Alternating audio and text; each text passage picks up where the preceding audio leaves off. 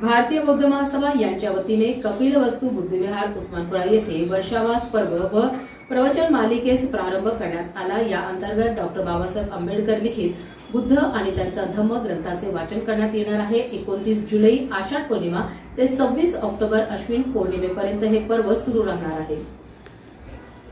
जसं राहुलनगरच्या महिला मंडळाची नावं टाकली तशी तुमची नाव, त्यांचं योगदान आणि त्यांचं नाव, त्याच्यामध्ये एक रुपयाचा दपला तपला होत नाही। आणि ती पुस्तक त्याच्यावर किंमत राहत नाही, त्याच्यावर विनामूल्य धम्मदान असं राहणार आहे। म्हणजे उद्या तुम्ही असं म्हणू नये की पुस्तकं छापल्याने विकली, जसं राहुलनगर मध्ये केलं तसं।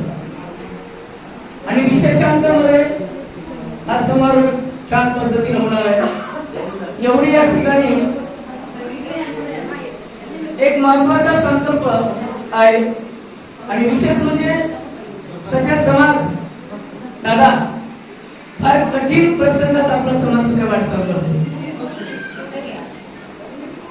सध्या समाज खूप संकटामध्ये आहे। संकटात कसं आहे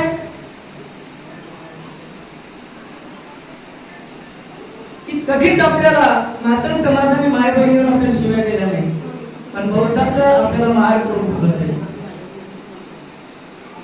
IAS पास झाले आणि अक्षरशः आपल्या माय बहिणीवर भयानक पद्धतीने शिव्या दिल्या सुरू केल्या। उपवर्गीकरण 2027 जनगणनेचा पहिल्या महिन्यामध्ये जनगणना सुरू होत आहे।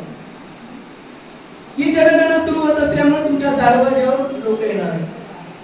तेव्हा एवढीच विनंती की दिवसाची रात्र रात्रीचा दिवस आम्ही करतोय, ही स्मशानभूमीमध्ये सुद्धा सूचना देऊ। धर्माच्या कॉलममध्ये बौद्ध यावं लागणार, जातीच्या कॉलममध्ये महार यावं लागणार, प्रवर्गाच्या कॉलममध्ये अनुसूचित जाती किंवा 37 नंबर 37 नंबर यावं लागणार आणि भाषेच्या कॉलममध्ये पाली यावं लागणार।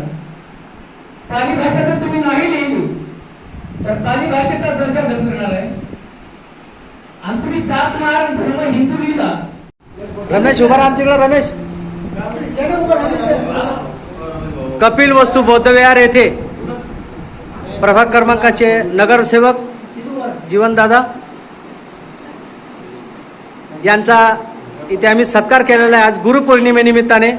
आणि आजपासून आपण कपिलवस्तू बौद्धविहारामध्ये ग्रंथ वाचन करणार आहोत।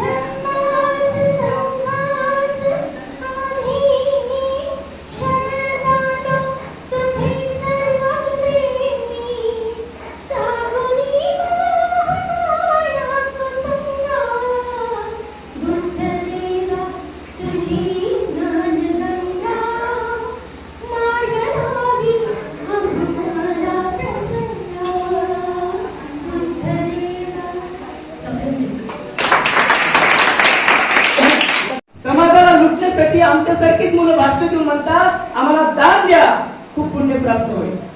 मग ते बौद्ध भिक्षू असतील किंवा आमच्यासारखे पोपटपंची करणारे देवानंद दादा, निकायचे दादा, राजू दादा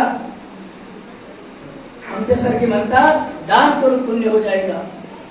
म्हणून माय मावळ्यांनो, मी स्पष्टपणे जेवढे कार्यक्रम करतो मी त्या सगळ्या कार्यक्रमामध्ये सांगतो की पाप आणि पुण्य आणि शाप वर विश्वास ठेवू नका।